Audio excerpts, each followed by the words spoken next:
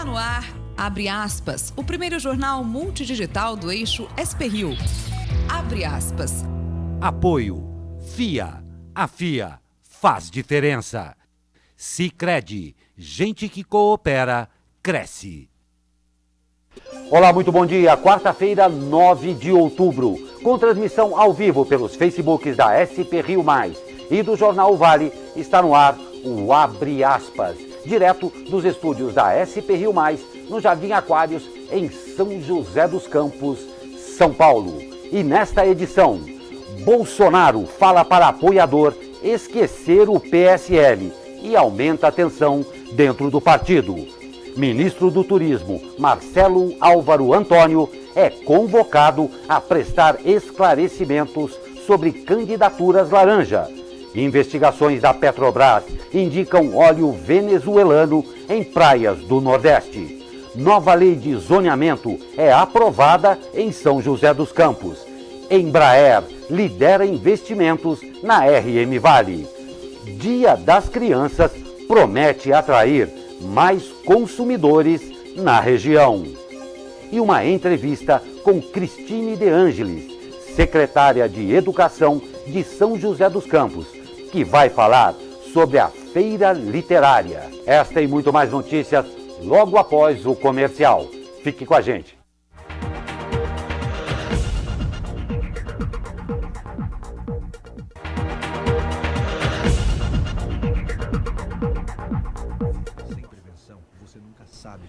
Iniciamos a edição deste Abre Aspas. Comigo, nosso jornalista Douglas Cruz. Muito bom dia, Douglas. Bom dia, Glauco. E o comentarista doutor Sebastião Domingues. Muito bom dia. Bom dia, Glauco. Caprichei no Domingues. Caprichou no Domingues com Z. Pois é.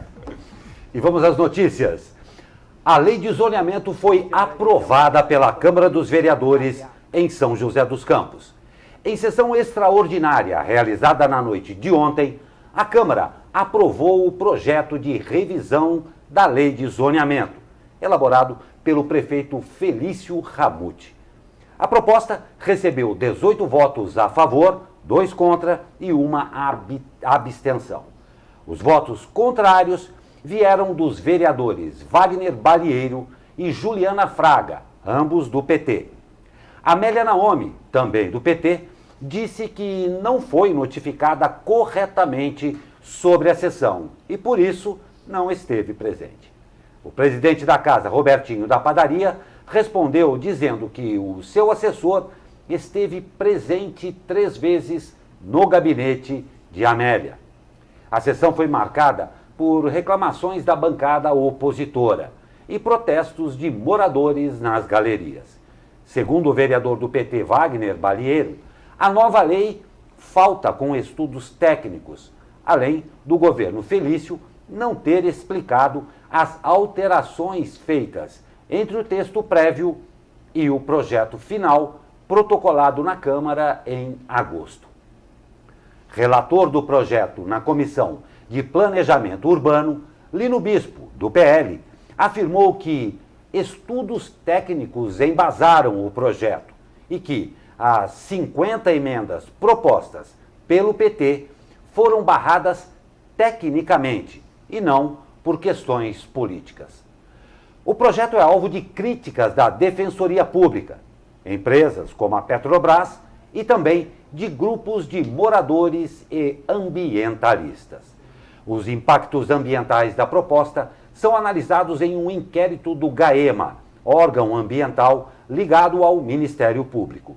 Essa será a 6ª versão da Lei de Zoneamento em São José, elaborada no governo Eduardo Cury. Dentre as principais mudanças da nova lei estão a permissão de altura máxima para a construção de novos prédios que poderão exceder o limite de 15 pavimentos, com pagamento de uma taxa. O crescimento vertical de áreas nobres como Jardim Esplanada, Jardim Colinas e Urbanova ficam congelados pela nova lei. Em outras regiões, como aqui no Jardim Aquários, a verticalização está liberada. Pois é, Glauco, é só para complementar a notícia. A construção de prédios acima de 15 andares está proibida, desde que você pague, a partir do 15º andar, uma taxa chamada pela Prefeitura de outorga onerosa, que, segundo a Prefeitura, vai ser investidos em investimentos de infraestrutura e habitação social. Pois é, doutor, essa nova lei de zoneamento foi muito questionada aí pela oposição. Teve o caso da Amélia Naomi, que disse que não foi avisada corretamente, sim de maneira informalmente. Qual a sua opinião aí sobre isso? É muita confusão. Eu acho o seguinte, lei do zoneamento, nenhuma lei de zoneamento é tranquila. Por quê? Porque sempre tem grupos que vão ser a favor e sempre tem grupos que vão ser contra, porque cada um vai se achar prejudicado numa ponta ou no outro. O difícil é achar o consenso. Uma coisa que eu achei positiva nessa lei, por exemplo, eu sempre fui contrário, pessoalmente, a determinações do tipo, não pode isso, não pode aquilo. Por exemplo, o que é melhor? É melhor você ter um prédio de 5 andares que ocupe um terreno de 1.000 metros quadrados, ou é melhor nesse terreno de 1.000 metros quadrados você ter um prédio de 15 andares, tá certo? Que vai deixar uma área ao redor dele muito maior. Quer dizer, e a lei parece que contempla isso, ou seja, você pode fazer torres altas, só que os recursos vão ter que ser muito grandes. Qual que é a ideia? A ideia é permitir circulação de vento e permitir circulação de pessoas. Você fazer um bulevar, por exemplo, eu vi um projeto aqui, uma estimativa, porque o projeto é só a prefeitura fez um layout do que poderia ser o famoso terreno das vaquinhas, por exemplo. Então você teria torres, mas muito espaçadas entre uma e outra. Então, ontem mesmo eu estive em São Paulo, na Avenida Paulista, e eu vi lá 2 torres onde fica a Caixa Econômica Federal. Então você tem entre as 2 torres um grande bulevar, um café maravilhoso, um lugar para você passear. Quer dizer, a ideia da prefeitura é essa, você verticaliza, mas aumenta os espaços de circulação. Vamos ver se vai funcionar. A outra questão também que é importante é a questão da liberação de pequenos negócios em áreas que hoje você não pode fazer. Porque a ideia da prefeitura é você permitir que se façam centros de serviços e comércio em cada bairro. Quer dizer, para aumentar, fazer uma descentralização. Mini shopping. Mini shoppings, então fazer uma descentralização do comércio para fazer com que não precise tudo você ter que vir para a cidade. A história da Amélia é o seguinte, né? Quer dizer, eu vi um comentário dela hoje, transmitido pela TV Vanguarda, onde ela disse que tinha compromissos em São Paulo e que havia sido avisada pelo celular. Então vai ser um bate-boca aí entre um e outro. Quer dizer, se efetivamente a pessoa esteve lá, o funcionário da Câmara esteve no gabinete dela por 3 vezes e ela se recusou a assinar, e depois ela entrar com uma ação pedindo a anulação da sessão, vai ter que ser feita uma careação para saber quem é que está mentindo nessa história. E a gente tem que ver também um ponto de vista jurídico, né? Pelo regulamento da Câmara, ela tem que ser avisada 24 horas antes. Sim. Então a gente tem que ver quando que o assessor do Robertinho da padaria foi lá. Ele falou que foi na sexta-feira. Ele declarou que foi na sexta-feira. Então, quer dizer, tem mais tempo do que isso. Que poderia ter sido ontem de manhã, por exemplo, que daria as 24 horas. Então, eu espero que não seja só uma artimanha política da Amélia, porque eu acho que a gente passou já dessa fase de querer boicotar as coisas através da questão de artimanhas. Só para complementar, com relação ao que está falando aí também na matéria, que o Balieiro reclamou que não houve análise técnica, ele entrou com uma ação também para barrar a votação, a juíza deu, tá certo? E no dia seguinte ela retirou, porque efetivamente todas as argumentações técnicas, segundo a prefeitura e segundo o despacho da juíza, estão no sítio eletrônico da prefeitura. Então é muito bate-boca, me parece, né? Mas a lei de zoneamento nunca consegue agradar todo mundo. Nunca consegue agradar todo mundo. Um parênteses aqui muito interessante. Ao longo dessa semana e ao longo de todo esse tempo, a gente vem noticiando o andamento da lei de zoneamento em São José dos Campos. Agora, é muito importante, principalmente para aqueles que estão envolvidos diretamente, e é claro que a população também está, explique à população, porque cada vez fica mais confuso o noticiar. Agora pode, agora não pode. Agora entrou-se com uma liminar, agora não sei. O fato, até, que é muito relevante para toda a população, para aqueles que participam, todos deveriam participar, e para aqueles que não participam, havendo essa definição, é considerada uma lei de zoneamento moderna e que tende a melhorar as coisas para a nossa cidade? Vocês veem dessa maneira? É assim? Parece que sim. É uma lei que vai desengessar muita coisa. Perfeito. E tem mais um detalhe, Glauco. A lei foi aprovada, mas ainda está sob investigação do GAEMA, o Grupo do Meio Ambiente do Ministério Público. Ou seja, podemos ter um novo capítulo da novela. É isso aí. Capítulos esses que nós deixaremos claro a vocês. Resumindo, aguardemos. Resumindo, tá vendo como o senhor faz falta aqui, doutor Sebastião? Exatamente. Resumindo, vamos aguardar. E clima tenso no PSL. O presidente Jair Bolsonaro expôs uma crise dentro do seu partido ao dizer para um apoiador esquecer o PSL. Segundo ele, o presidente da sigla, deputado federal Luciano Bivar, está queimado pra caramba. As declarações causaram reação imediata dentro da legenda, que está em meio à crise de candidaturas laranja e disputa interna de poder. O líder do PSL na Câmara, delegado Valdir, rebateu Jair Bolsonaro, afirmando ele não está algemado ao PSL e questionou a fala do presidente. Abre aspas. Como você fala do quintal alheio se o seu quintal está sujo? As candidaturas em Minas Gerais e Pernambuco estão sendo investigadas, mas o filho do presidente também, afirmou Valdir. Já o líder da legenda no Senado, Major Olímpio, se disse perplexo com a declaração de Bolsonaro sobre o partido.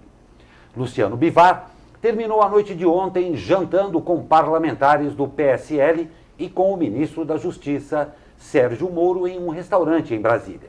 O encontro teria sido para discutir o pacote anticrime que está em tramitação na Câmara.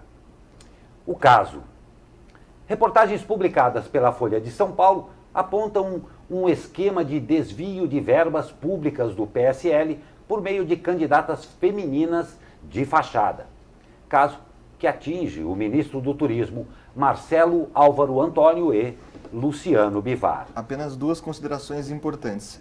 Luciano Bivar, presidente do PSL, é o deputado que mais falta na Câmara dos Deputados. E ontem, doutor, olha que interessante, ele, questionados pela Globo de o que deve ser feito para acabar com esse caso das candidaturas laranja, ele disse que pretende fazer uma menção aí para acabar com a cota de 30% das mulheres. Ele colocou entre aspas para acabar com esse rolo. Vamos tirar o sofá da sala. Mas aí são duas questões diferentes, né? Primeiro, Bolsonaro, mais uma vez, sendo Jair Bolsonaro, né? Falando o que não deve. A transmissão estava ao vivo quando ele falou isso. E, obviamente, ele vai culpar a mídia por ter divulgado uma fala que ele mesmo fez, criando essa confusão toda. Isso aí tem muitos desdobramentos, porque ele efetivamente ele pode sair do PSL, ele não está realmente algemado ao PSL, mas o PSL existe e cresceu, e é o maior partido da Câmara Federal em função do bolsonarismo, certo? Primeira questão. Segunda questão, ele saindo do PSL, pode ser que muitos deputados também queiram sair do PSL.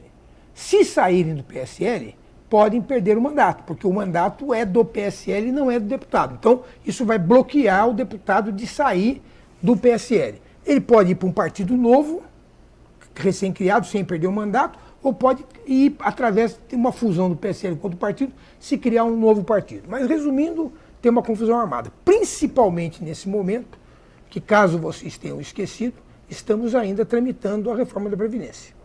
E a reforma vai ter que sair do Senado e voltar para a Câmara para ser aprovada. Então, resumindo, Bolsonaro sendo Bolsonaro, numa hora em que ele deveria, como sempre, falar menos, né? Como eu disse, o governo Bolsonaro é melhor do que ele, quer dizer, ele precisaria falar menos, que as coisas se complicariam menos. Temos participações aqui já na nossa transmissão. Ana Souza mandando bom dia para a gente, dando muitas opiniões aqui. Muito obrigado, Ana Souza, e falando que o PSL sofre de síndrome de Estocolmo. Síndrome interessante isso. Síndrome de Estocolmo é aquela síndrome onde o refém se apaixona pelo sequestrador, né? Pelo relacionamento. Mas voltando agora, falando sobre a questão das candidaturas, são dois assuntos diferentes, e o Glauco passou direto de um para o outro, né? E eles não conseguem comentar uma coisa de cada vez. O negócio das candidaturas é o seguinte, os partidos em geral reclamam muito dessa questão dos 30% para a bancada feminina, porque existe uma dificuldade de se ter candidatas do sexo feminino. Esse é o primeiro problema, que tem que ser resolvido de outra forma e não dessa. Nesse caso específico, nós temos uma coisa muito grave, que é o seguinte: está tendo uma denúncia aí de uma coordenadora de campanha dele, que diz que pagou A, B, C e D com recibo, emissão de cheque e recibo a pessoa assinando. Ela quis apresentar, ela apresentou isso aí para o tesoureiro de campanha, para o coordenador de campanha dele, para ele lançar esses documentos na prestação de contas da candidatura, e ele não o fez. Então, é um caso interessante porque não é mais de boca. Ela tem documentos que provam que aqueles pagamentos foram efetuados e não foram lançados. Primeira questão. Segunda questão, pelo que eu sei, você tem 6 meses para impugnar uma candidatura por problema de conta atrapalhada, conta errada. Esse prazo já passou. Então, a candidatura dele de deputado, pelo TSE, não pode mais ser cassada, porque você tem 6 meses depois da diplomação para impugnar a candidatura. Aí, então, esse problema vai para a esfera civil e criminal. Crime eleitoral e civil, porque é caixa 2, etc. e tal, desvio de verba. Mas aí, para ele ser cassado, isso aí tem que ir para a Câmara e a Câmara acatar uma denúncia de falta de decoro e ele ser cassado. Resumindo, muita água vai rolar nessa história aí, né? É engraçado que, a despeito dos poucos problemas que nós temos no nosso país, isto campeia na nossa política. E nós nem falamos ainda do uso indevido de uma agenda de Estado, que é a votação da Previdência, está sendo manipulada, usada por boa parte dos políticos para fazer barganha. Isso é muito triste mesmo. O ministro do Turismo, Marcelo Álvaro Antônio, terá que explicar no Senado a acusação de que comandou um esquema de candidaturas laranjas do PSL. A convocação dele foi aprovada na tarde de ontem pela Comissão de Transparência da Casa. Álvaro Antônio é acusado de falsidade ideológica, eleitoral, apropriação indébita de recursos eleitorais e associação criminosa.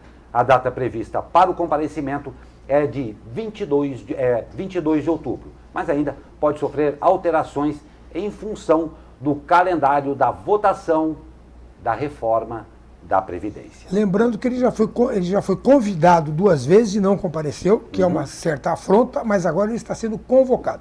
Se ele não comparecer, pode ser considerado crime de não sei o que aí, e ele vai ter que responder. Mais uma novela.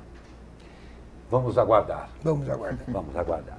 Senadores da Comissão de Serviços de Infraestrutura do Senado aprovaram ontem 2 requerimentos que convidam os ministros da Justiça e Segurança Pública, Sérgio Moro, e da Infraestrutura, Tarcísio de Freitas, a falar sobre a suspensão do uso de radares de velocidade em rodovias federais no país.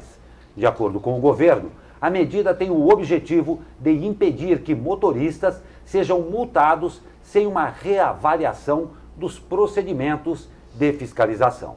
A retomada do uso dos radares de trânsito depende da aprovação de normas de fiscalização pelo Ministério da Infraestrutura. A data da audiência no Senado ainda será marcada pela comissão, conforme disponibilidade dos senhores ministros. Bom, tem muita coisa sendo discutida na área de trânsito. Essa semana mesmo teve ontem uma reunião da comissão que está estudando aquelas alterações que o Bolsonaro está sugerindo na renovação da carta de motorista, etc. e tal. Essa questão dos radares é muito importante, porque, na minha opinião, eles não poderiam ter sido tirados. Apesar de que eu, como cidadão, nós todos, muitas vezes, vemos radares que não estão devidamente sinalizados, não tanto o radar, porque eu acho meio absurdo você ter que sinalizar que você pode ser multado. O que você tem que sinalizar é a velocidade. E a sinalização da velocidade, a velocidade tem que ser compatível com o movimento de fluxo naquele momento. É comum, por exemplo, você ver, às vezes, uma placa de 30 km por hora, onde uma velocidade totalmente incompatível, que é muito lenta para o fluxo e tal, e você está arriscado a ser multado porque tem uma placa dizendo que... Então, Eu concordo com a questão da reavaliação, mas discordo totalmente da retirada dos radares. Mundialmente, isso é reconhecido que o controle de velocidade impacta diretamente na diminuição do número de mortes no acidente de trânsito. Aqui mesmo, no Brasil, mesmo. isso aí é Sim. claramente Mas isso é mundial, não é só reconhecível. aqui não. Não tem a menor dúvida. E investigações sigilosas realizadas pela Marinha e Petrobras encontraram petróleo com a mesma assinatura do óleo da Venezuela nas manchas que se espalham pelo mar no nordeste do país. O poluente já foi identificado em mais de 130 pontos em 8 estados da região. A hipótese mais provável é que o óleo tenha vazado de um navio que passava ao largo da costa brasileira. O presidente Jair Bolsonaro disse ontem que não descarta uma ação criminosa, mas ponderou que a apuração sobre o caso ainda está em curso. A Petrobras diz ainda que já foi recolhido o equivalente a 500 barris de petróleo da costa. Especialistas temem que as manchas cheguem até o Espírito Santo. A conclusão é de que o óleo é de origem venezuelana, já foi comunicada ao IBAMA, órgão ligado ao Ministério do Meio Ambiente. E se às vezes não fica muito claro que são 500 barris de petróleo, 133 toneladas. Isso você recolheu. Quer dizer que tem muito mais no mar. Quer dizer, nós estamos falando aí de quantas toneladas de petróleo vazado. E eu estou achando interessante nesse episódio é o Bolsonaro não falar nada. Porque para falar mal do Macron, ele falou de cara, para falar mal de todo mundo da Kirchner, falou mal de cara e tal, mas ele está se segurando para dizer que pode ser um navio venezuelano que tenha feito isso intencionalmente. Ele acho que ele está esperando. Coisa que estava no radar. Tá esperando uma coisa mais concreta. Assim, na verdade, nós vamos ter que esperar as fotografias de radar dos nossos amigos americanos, que eles nos fotografam o dia inteiro. Tá? Isso vai aparecer no radar, porque um vazamento desse tamanho não vai passar desapercebido pelas fotos. Aguardemos mais uma vez. Aguardemos mais uma vez e repetindo, isso é um incidente, sim, muito sério. Muito sério. É muito sério mesmo. E o presidente Jair Bolsonaro sancionou ontem 2 projetos que ampliam a Lei Maria da Penha. As medidas passam a determinar a apreensão de arma de fogo de agressor em casos de violência doméstica e garantir matrícula dos dependentes da mulher vítima de violência doméstica e familiar em instituição de educação básica mais próxima de seu domicílio. O primeiro projeto alterou 2 artigos da lei. Um deles permite que, assim que o registro da ocorrência seja feita, a autoridade policial possa verificar se o agressor possui registro de porte ou posse de arma de fogo. Caso possua, uma notificação deve ser expedida à instituição responsável pela concessão do registro. Outro ponto alterado da lei passa a permitir que o juiz, após receber o pedido da vítima, possa determinar a apreensão imediata dessa arma de fogo. Importante essa lei. Essa história da arma é muito, muito positiva, né? Que na verdade é a tal história, né? Ele libera a arma, então depois ele tem que proibir, né? Melhor não liberar, na minha opinião, né? Mas o fato concreto é esse que ele está fazendo, mas é positivo. A questão das creches, a Cristine está aqui, vai poder explicar para a gente melhor, mas que eu saiba, isso já existe na prática, a mulher tem esse direito, inclusive a vaga tem que ser criada. Existir na prática é uma coisa, de fato é outra. Não, né? mas o problema é existir eu não sei se tem uma lei já isso com relação a isso. O fato concreto é que na prática isso já acontece. Exatamente. Prosseguindo, e cresce a crise política no Equador. Manifestantes empunhando bandeiras e gritando palavras de ordem invadiram ontem o prédio da Assembleia Nacional do Equador. Horas depois de os policiais retirarem o grupo do local, o presidente equatoriano Lenín Moreno decretou toque de recolher em áreas ao redor de prédios públicos. A medida vale entre as 25 horas no horário local. Nos protestos desta terça-feira, houve confronto com a polícia, que atirou bombas de efeito moral contra os manifestantes. Não há, até o momento, um balanço de feridos ou presos. Para hoje, está programada uma greve geral no Equador. Quito está tomada por barricadas policiais. principalmente pela convocação de greve para os próximos dias. A medida faz parte do estado de exceção, convocado por Moreno, que dá a ele prerrogativa de usar forças armadas contra manifestantes. O país enfrenta uma onda de protestos desde a disparada dos preços dos combustíveis na semana passada, provocada pelo fim dos subsídios decretado pelo governo. A medida, na verdade, atende a um acordo assinado com o FMI para a concessão de um empréstimo de 4,2 bilhões de dólares. A Embaixada do Brasil em Quito emitiu ontem um comunicado pedindo aos turistas brasileiros que considerem adiar qualquer viagem ao Equador enquanto durarem as manifestações. Doutor, eu estava conversando aqui ontem com o Glauco. Temos já o terceiro país com crise política na América do Sul. Podemos pedir música? A crise deles não é política. A crise deles é econômica. Sim, mas que está levando a uma crise política, né? Como nós já temos na Venezuela, nós tivemos, no sim. Peru e agora no Equador. É isso aí, a situação está complicada. Agora lá, ele, na minha opinião, fez uma coisa insensata, né? Porque eu acho que em qualquer país do mundo, da América Latina principalmente, se você aumentar a gasolina 130%, você vai ter uma revolução. Se isso sem ter o caldo. Só que lá ele já tinha o caldo, que era da insatisfação política e econômica, como você falou, né? E complicado. Um detalhe muito importante citar, que não estava aí, é que ele mudou a sede do governo de Quito para Guayaquil, né? Para Guayaquil, enquanto durar a crise. Isso é um sinal claro de que a situação não está fácil. Não está fácil mesmo. E vamos aguardar mais uma vez. Nós vamos para um rápido comercial, claro, e sempre contando com a sua participação aqui. Porque no segundo bloco, além do Tempo com Caio Souza e o pessoal do Tempo Vale, a gente vai conversar com Cristine De Ângeles, secretária de Educação aqui de São José dos Campos, sobre essa feira maravilhosa que está acontecendo. E claro, nós queremos a sua participação. Escreva aí pela linha do Tempo do Facebook, que a sua pergunta será muito bem-vinda. Rápido comercial e a gente já volta. Fique com a gente.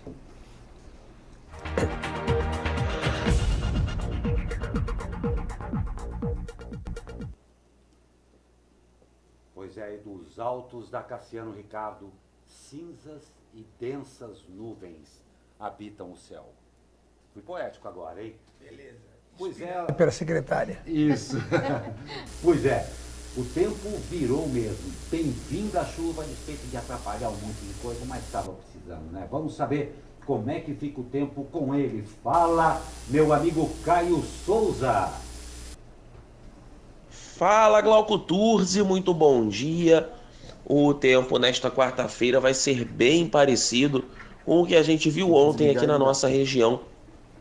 Nós continuamos com um sistema de baixa pressão no oceano e ventos que sopram em altos níveis da atmosfera que estão trazendo bastante umidade lá da Amazônia.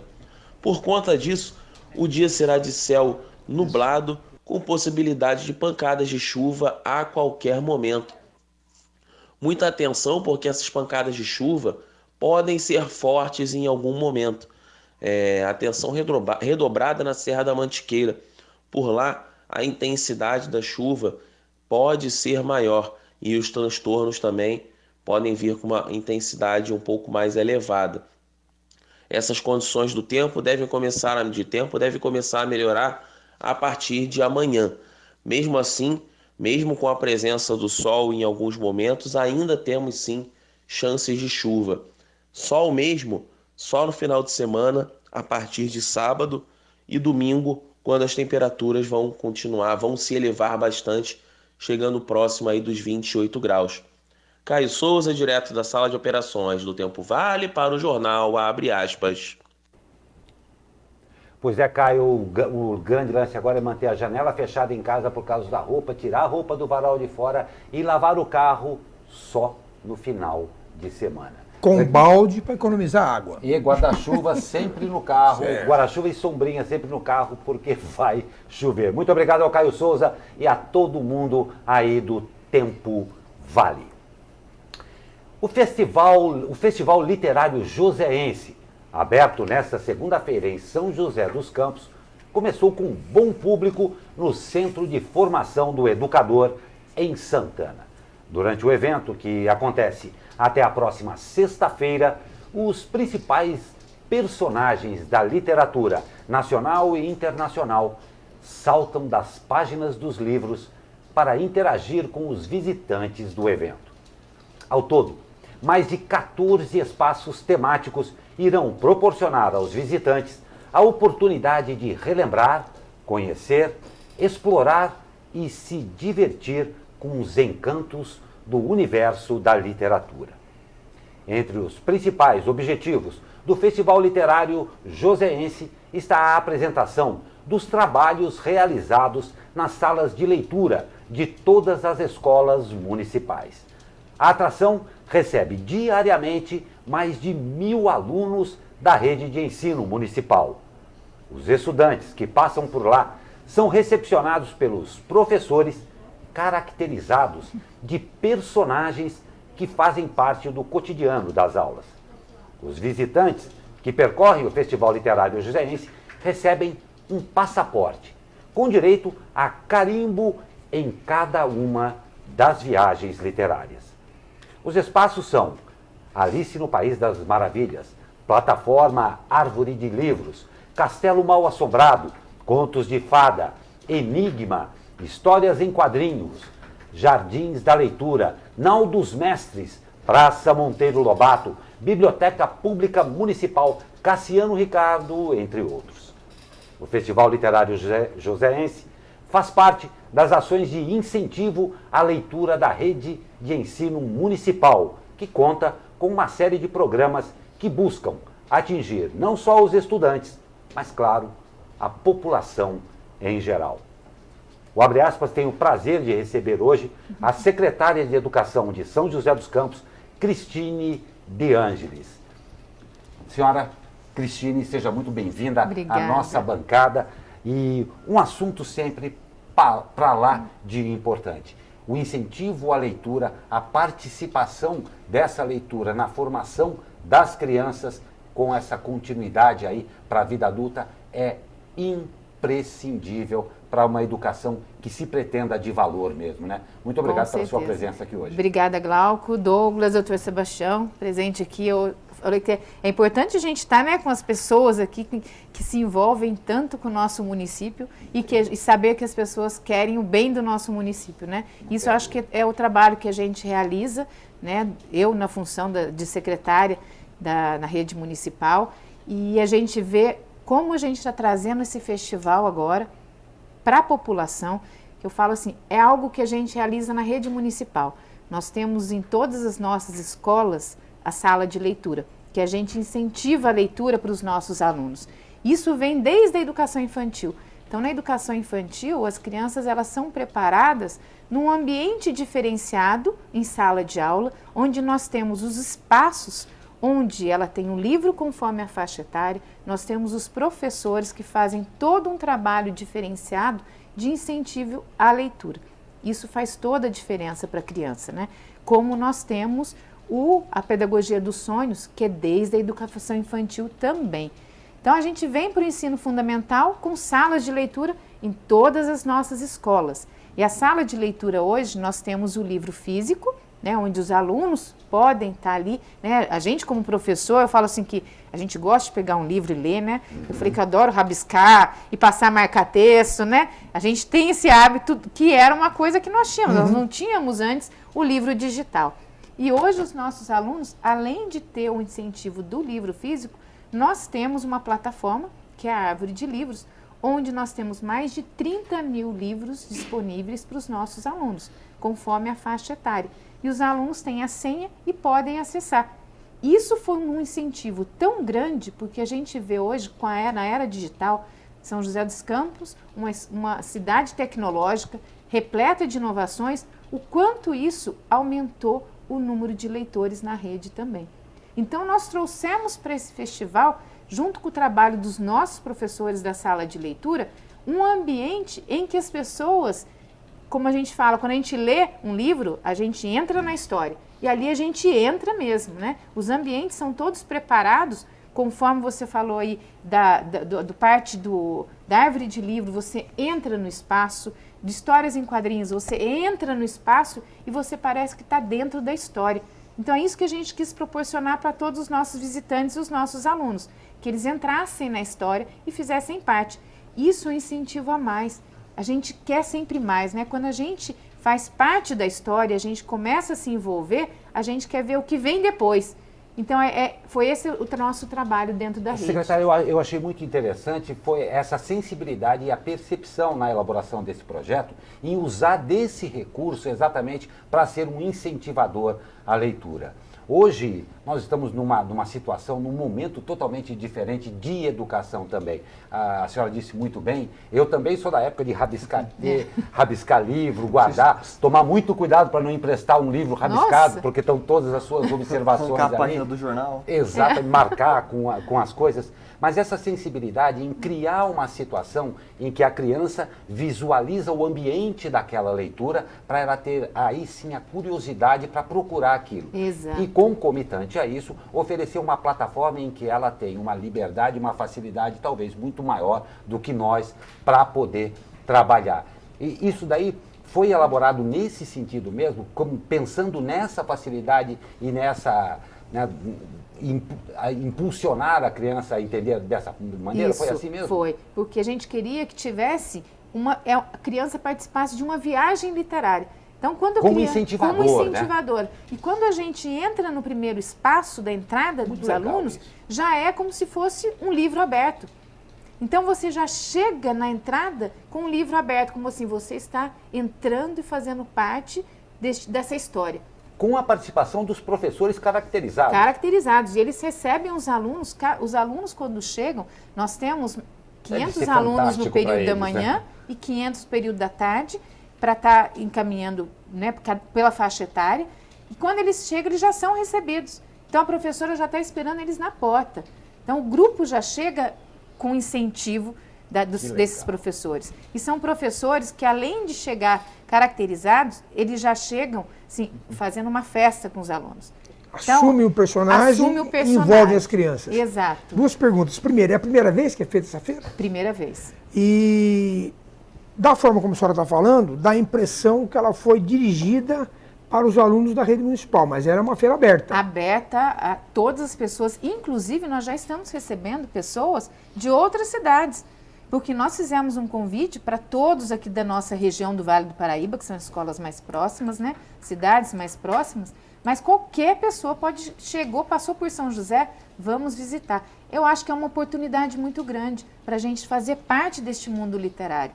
E como a literatura para a gente faz a diferença. Agora, como sugestão, porque eu sei que tem toda uma questão organizacional nessa história, teria sido bom ter estendido até o sábado, né? Então, vocês já sentiram exato, isso, né? Já. Inclusive, nós estamos aqui com diversos pedidos para a gente conseguir abrir aos sábados também. E nós estamos, assim, com vários projetos agora para a gente conseguir ampliar. Porque a gente trabalha com os professores que estão ficando lá desde manhã e não até tão o dando final aula, da né? tarde. E são professores das salas de leitura Sim, e coordenadores nossos da secretaria. Então, hoje a nossa equipe da secretaria, ela está toda voltada para Mobilizada esse para isso. festival. Como no Empreende, fica todo mobilizado para o período do Empreende também, que dura também uma semana. Então, eu acho assim, é importante até para a gente analisar o que a gente vai fazer para os próximos anos, né? Para a gente ampliar o atendimento, ver o que abre. Nós tivemos até pessoas pedindo, mas vocês vão abrir um período noturno também. Então, é uma situação que a gente está avaliando esse ano, como que está o atendimento e agendando para outras escolas que a gente está já recebendo a solicitação. E a gente o que a gente espera é atender a todo mundo, Sim. né? E as escolas que não são da rede, elas têm que agendar? Teriam que agendar para fazer a visita? A gente está pedindo para eles estarem muita entrando gente, em contato, até para a gente organizar os grupos, que daí a gente já deixa a equipe pronta, esperando a chegada dos alunos. Beleza. E eu vi que você está na mão aí com um passaporte literário. Tem Isso, aí, eu trouxe até para vocês olharem que o aluno, quando chega, ou o visitante, ele recebe o mapa do local. Muito legal. O mapa, ele Tá tem tudo identificado todas essas mais de 14 espaços. Aqui vou mostrar dos dois lados para vocês. Que coisa bonita. Isso. E esse carimbo Qualquer coisa atrás, me o corrija. Glauco, que você está mostrando agora, Sei. ele é o modelo do carimbo que todos recebem na entrada, o passaporte. Olha E o que passaporte, legal. o carimbo vai ser colocado depois que a pessoa fizer Cabe nós dois aqui, Douglas? Cabe. Com certeza. depois que a pessoa visitar o espaço. Que Então, fantástico. em cada espaço, não é simplesmente passar. A criança vai desenvolver uma atividade em cada um dos espaços. E não Não. precisa ir para Disney para ver princesa. Não precisa, tá cheio. E bruxa. Bruxa também. Olha, Aliás, eu fiquei preocupado, porque eu vi na televisão as professoras caracterizadas. Falei, pô, não vai assustar a molecada, não? e olha, eles amam. E é gozado assim, a gente fala sempre, as princesas é que vão estar chamando a atenção, são as bruxas que eles mais Infelizmente, procuram. por isso que as histórias Olha, infantis têm sempre o lado negro. É. Né? E são as bruxas que estão, Malévola, né? A Malévola tá chamando a atenção de todo mundo. A gente tem a Chiquinha com o Chaves também participando. Então, assim, cada um com a sua característica. E eu falo assim, os professores até, quando foram colocar a fantasia, cada um chegou mais próximo àquilo que gosta mesmo. Que legal. Para se vestir na fantasia e interpretar esse personagem. Isso foi muito importante para nós também. O único problema é que você está criando um problema para você, né? Ou para a secretaria, né? Que o sucesso é um problema, né? Você também, vai ter né? que ampliar isso aí, É porque, verdade. com certeza, pela forma como foi organizado, pela apresentação que eu vi lá, é uma coisa muito impactante. E o que vai acontecer nos próximos festivais é que as escolas particulares vão querer participar com mais afinco, né? É. Eu até já costumei, inclusive, entre aspas, né, criticar o serviço público por causa disso. Porque hoje, por exemplo, uma criança atendida na escola municipal, ela tem, por exemplo, atendimento odontológico desde o começo. Né? Quer dizer, costuma-se dizer, inclusive, que se conhece os adolescentes de São José pela boca, né? Porque são todas bocas bem tratadas, né? E às vezes a gente não vê isso na escola privada, por exemplo, né? Quer dizer, essa sua atitude de fazer, que é óbvio, né, para incentivar a leitura e tal, vai com certeza expandir para a escola privada, eles vão querer participar e vai ter que ampliar isso aí com certeza. E algo que o prefeito sempre coloca, desculpa, Douglas, é colocar assim, nós estamos aqui para atender a todos os municípios de São José dos Campos, né? Então a gente quer atender da melhor forma e se a gente quer incentivar a leitura, vamos incentivar para os alunos da rede particular, da rede estadual, né? São escolas públicas que também fazem parte e são todos moradores de São José, né? Então isso é algo que o prefeito Felício sempre coloca para a gente, da gente estar difundindo tudo isso para todos. E é isso o trabalho que a gente faz, né? Sim. A gente viu que assim, o trabalho foi feito da feira, do festival literário, que assim, os professores se envolveram muito. Então a participação deles de montar cada espaço, de falar que a atividade vai estar sendo desenvolvida, foi muito importante. Criou um ambiente. Criou algo que eles realizam na sala de aula. Maravilha. Então, quantos professores se caracterizam na sala de aula? E é isso que a gente faz na rede municipal, para incentivar a leitura. Essa interação é imprescindível, né? Exatamente. Douglas? Então a feira é basicamente uma coroação do que acontece o ano inteiro nas escolas Exato. municipais. Exato. E já que a gente está aqui com a secretária de Educação, não poderia deixar de perguntar. O IDEB desse ano foi muito bom aqui na Prefeitura Municipal. Ano que vem já está chegando. Como é que está a preparação do calendário, preparação para o ano que vem na rede municipal? Na realidade, assim, eu falo assim, quando termina o censo escolar, Já começa o outro. já começa o outro, né? Que nem carnaval, né? Exato. Terminou, você tá pensando Já em está outro. pensando. Nós já estamos em agosto, julho a gente termina o censo na última quarta-feira do mês de maio, é a data no Brasil do censo. Quando é junho e julho, a gente já prepara o cadastro dos alunos da educação infantil e nós já estamos no processo de matrícula para o ano que vem. Então, quer dizer, o nosso processo hoje a gente já pensa 2020. 2019 para a gente já acabou, em termos de organização. O planejamento nosso 2020 já está fechado, o nosso cronograma do que vai ser feito, todos os projetos que nós vamos ter o ano que vem. Então, isso já foi planejado por todos os departamentos da Secretaria de Educação, porque senão a gente não consegue, né? A gente já começa o ano com as atividades. Então, a gente já fez todo esse trabalho e esse ano nós temos a Prova Brasil. É esse ano que a gente faz a avaliação e o resultado sai o ano que vem. Então, nós já estamos aí esperando Cristine, vou a avaliação. colocar uma saia justa aqui. Todo mundo só elogia a rede municipal. E, na verdade, você está coroando um trabalho de 30, 40 anos, porque São José tem uma tradição de ter uma escola municipal, talvez como iniciado pelo Sobral, quem conheceu o Sobral e tal, tem uma tradição. E nós temos também as escolas estaduais e temos também a possibilidade da municipalização. Eu sei que a prefeitura As escolas novas todas, na verdade, são todas municipalizadas, quer dizer, a prefeitura está ampliando o número de vagas municipais.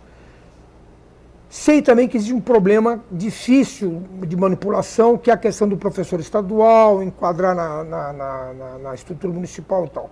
Mas não seria possível, pelo menos, a prefeitura encampar as estruturas físicas das escolas estaduais para dar melhores condições de trabalho para essas crianças, para esses professores? Como é que vocês estão vendo isso aí, da municipalização em si? Então, a municipalização ela é um processo que acontece que, quando a prefeitura, entre o Estado, conversam para municipalizar uma escola do Estado, o que acontece? Os alunos, o prédio, tudo é passado para a rede municipal, né? Os professores, por terem uma legislação própria dentro do Estado, eles precisam se adequar à nossa legislação. E para muitos deles, não compensa, é uma desvantagem para ele vir para a rede municipal. Então, muitos que querem fazem o concurso e ficam nas duas redes. Nós temos professores que são das duas redes.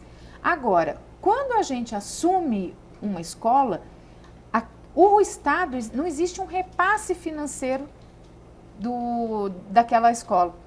Eles não repassam, olha, eu vou pegar todas as escolas agora, vamos colocar um exemplo, né, São José. Se eu municipalizasse todas as escolas do Estado, a partir de agora, o mesmo valor que a gente tem com os gastos municipais, a gente teria para manter as duas estruturas. Então, aí o que acontece? Diminui aquilo que a gente tem per capita para manter toda essa estrutura. O Fundeb não tem um repasse por aluno? Então, o Fundeb, o que acontece? Ele, pela legislação, acaba no próximo ano agora.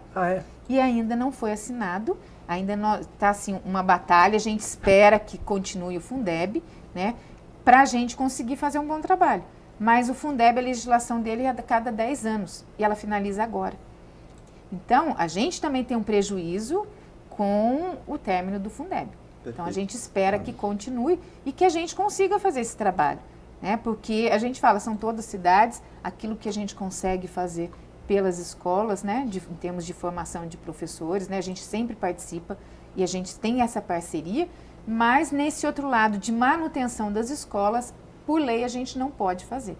Perfeito. Secretária, temos aqui uma sugestão da Ana Souza, nossa internauta, está falando que para o ano que vem, se tiver o Festival Literário, para chamar voluntários.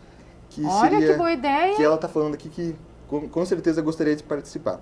E agora um outro assunto para a gente já ir mais para o final da nossa entrevista. Em Taubaté a gente teve um pedido da deputada estadual Letícia Guiar, acatado pelo prefeito de Taubaté, Urtio Júnior, que está fazendo a primeira escola municipal cívico-militar. Para 2020, São José dos Campos não tem nenhum plano parecido com esse? Não temos. Tá? Nós temos a estrutura, né, das nossas escolas, né, assim, formalizada já do trabalho que a gente realiza e nada a respeito disso daí, desse processo. Não tem dúvida, mas como o Douglas falou, infelizmente o nosso tempo é exíguo aqui, nós temos pouco tempo, mas nós tivemos o prazer de receber a secretária de Educação de São José dos Campos, senhora Cristine De Angelis, e a despeito que nós não poderíamos perder a oportunidade de perguntar outras coisas também, ainda mais com essa bancada de altíssima competência aqui, mas o foco realmente é o Festival Literário Joseense.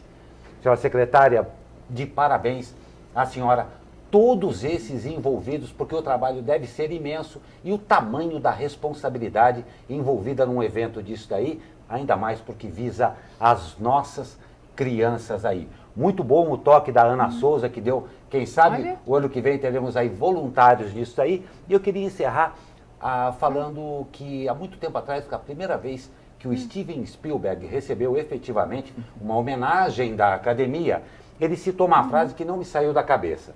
Ele falou com relação aos diretores, mas é absolutamente aplicável a todas as situações. Não haverá uma grande geração de diretores se antes não houver uma grande geração de leitores. Exato. E leitura é hábito. Parabéns à senhora, Prefeitura de São José dos Campos, por poder prover às nossas crianças e talvez a tantos adultos aí também essa possibilidade. Muito parabéns. E se prepare para o Festival Nacional Literário de José dos Campos. Não tenha a menor dúvida. E conte... E a gente espera, é isso que a gente espera, né? Não tenha a menor dúvida e conte, claro, e sempre com o apoio aqui da SP Rio Mais para esses eventos que trazem à população tudo isso que é de bom. Muito obrigado. E o festival vai até sexta, né? Até sexta-feira, né? Infelizmente ainda nós não tivemos Deu a pra oportunidade esticar para até esticar sábado. até sábado. Esperamos que seja possível para a gente montar, porque a gente sabe quantas pessoas não têm condições de estar indo durante a semana, né? Não tem dúvida. Mas é algo que a gente, assim, como sendo o primeiro, foi uma experiência para a gente estar dando o primeiro pontapé, porque eu falo assim, que tudo que a gente trabalha na educação, a gente sempre já vê assim, o que eu posso fazer melhor da próxima vez. Então a gente trabalha isso, uma equipe muito grande, graças a Deus que a gente tem, e uma equipe muito competente. Eu falo que para todo esse festival, não foi uma equipe só, foram todas. Nós temos todos os departamentos envolvidos, porque teve que passar, né, para cada um deles, cada um desenvolveu o seu trabalho, né, no primeiro dia de lançamento todos estavam presentes, porque isso faz parte do trabalho. E principalmente que a gente saber que com isso a gente está melhorando as nossas crianças e o nosso futuro da nossa cidade. Com certeza. Não, e consequentemente do nosso país também. Com Muito obrigado, certeza. senhora. Eu que agradeço. Eu aproveito para registrar também registrar a presença em nossos estúdios de Gisele Lopes, da assessoria da Secretaria de Educação. Muito obrigado pela presença, Gisele. Nós vamos para um rápido comercial, porque tem mais notícias depois. Continue com a gente.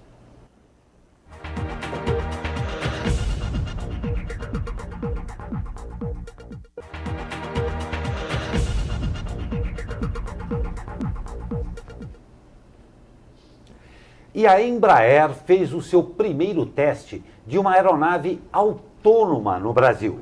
No exercício, um jato executivo Legacy 500, que serviu de protótipo, realizou sozinho a operação de taxiamento na pista de Gavião Peixoto, em um trajeto previamente estabelecido e sem interferência humana.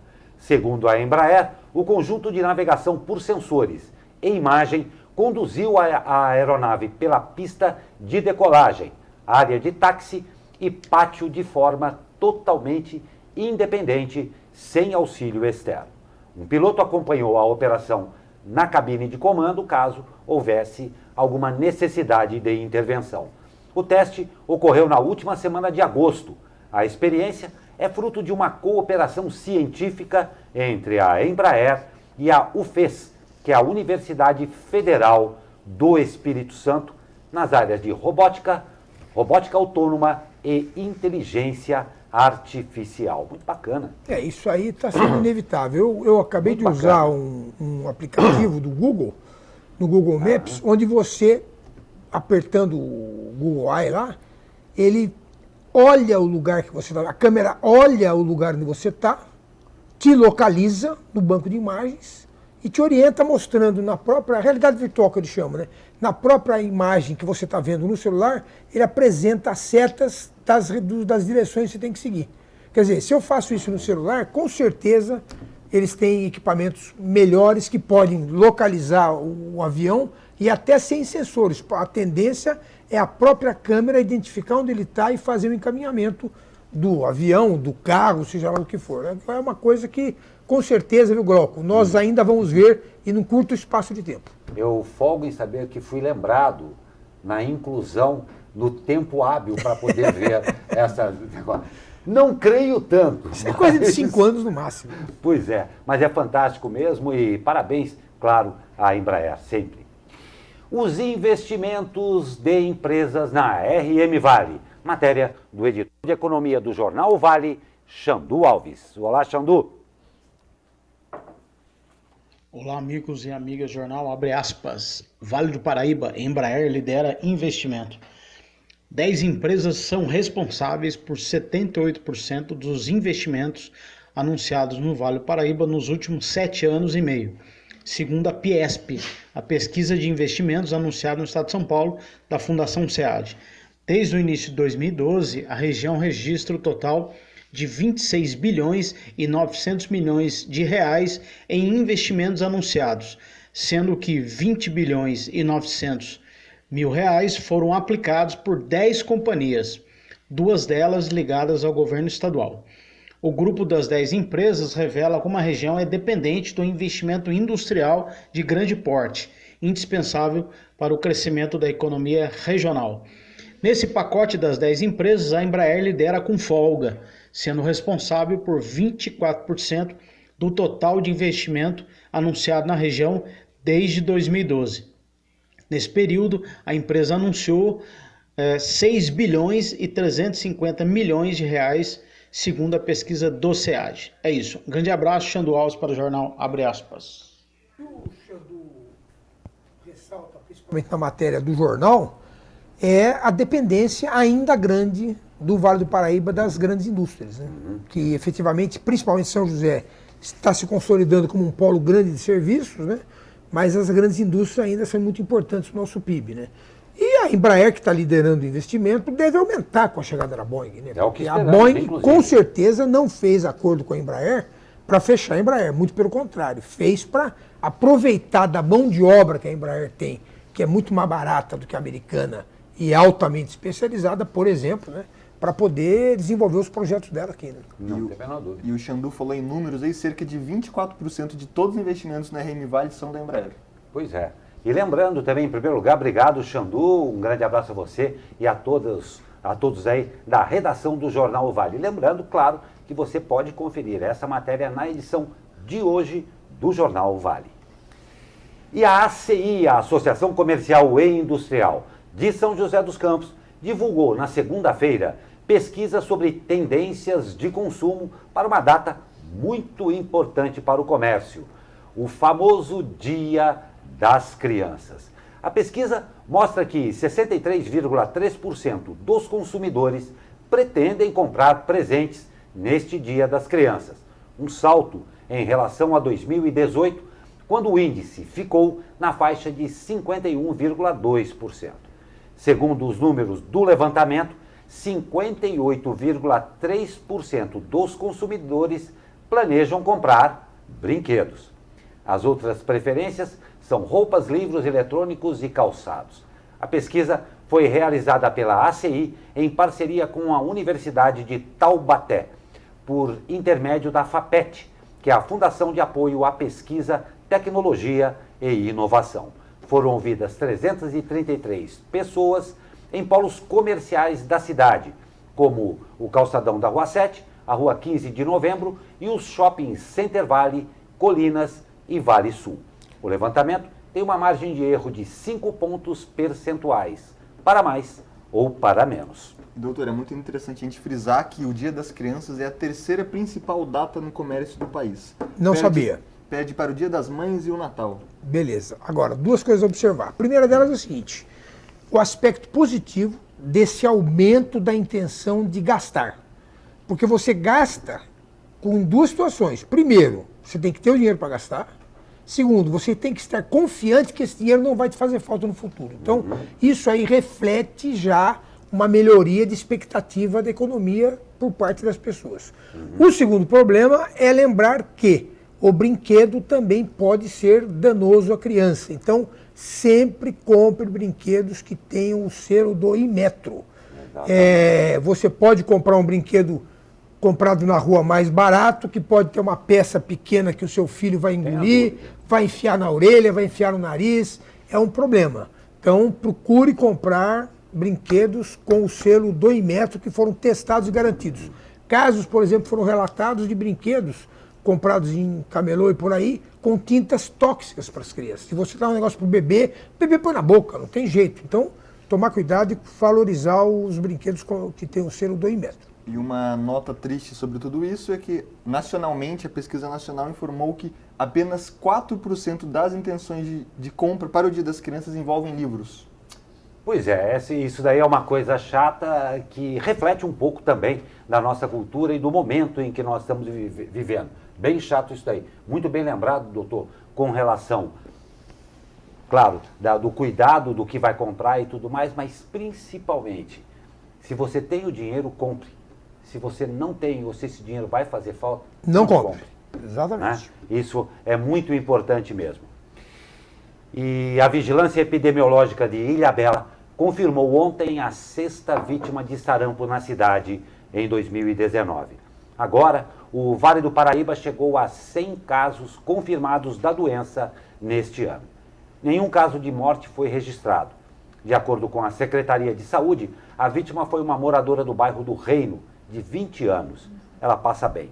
A cidade ainda tem outros 8 casos suspeitos da doença que aguardam resultado de exame.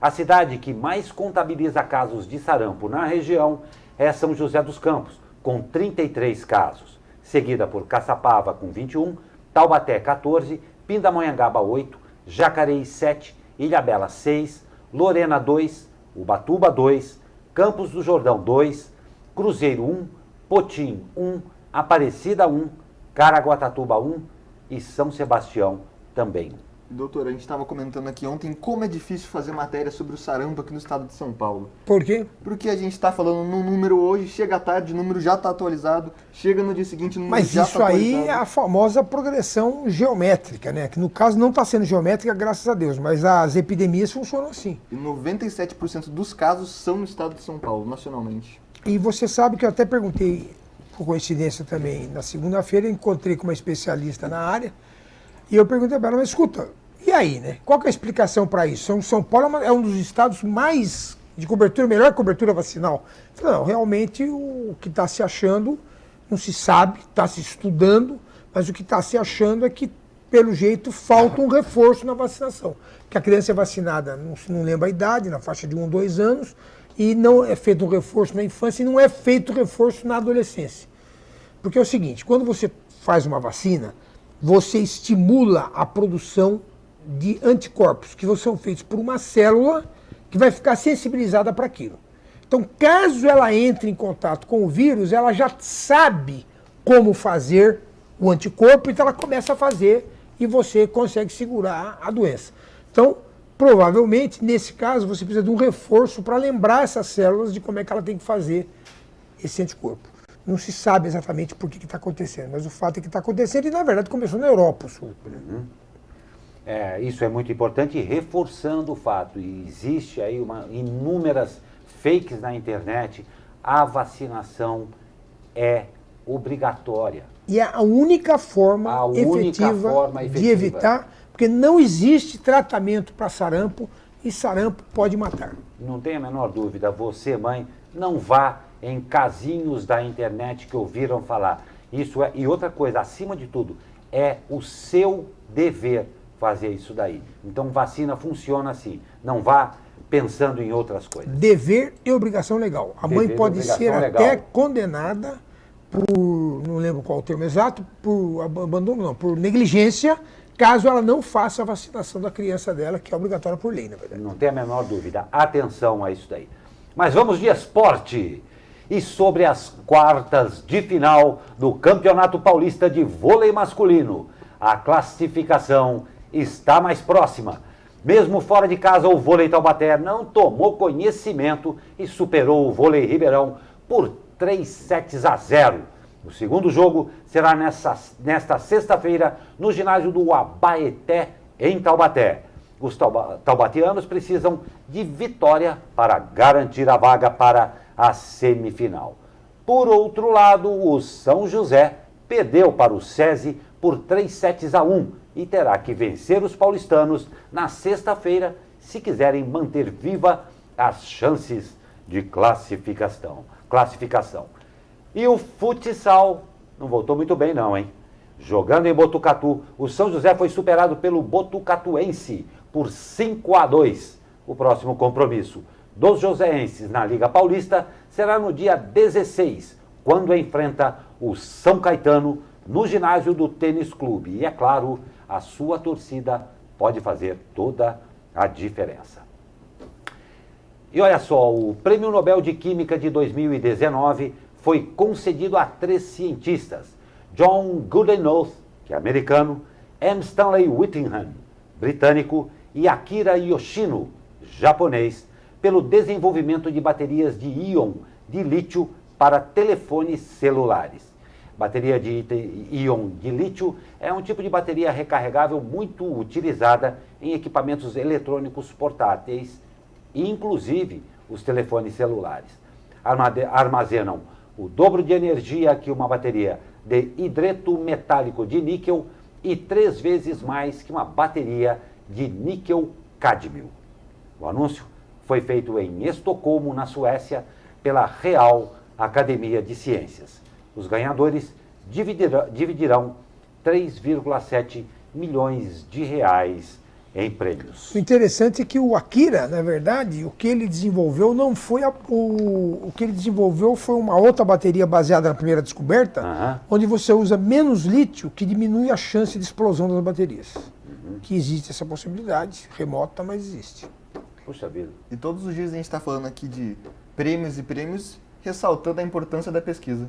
Ressaltando a importância da pesquisa e ressaltando a importância de planejamento também. Quem sabe... O que é interessante é isso, né? Uma pesquisa acadêmica que nós três aqui estamos usando aqui na nossa bancada. Exatamente. Se você no seu computador, a gente no celular. Dentre tantas outras que a gente não se lembra e que já faz parte do nosso cotidiano.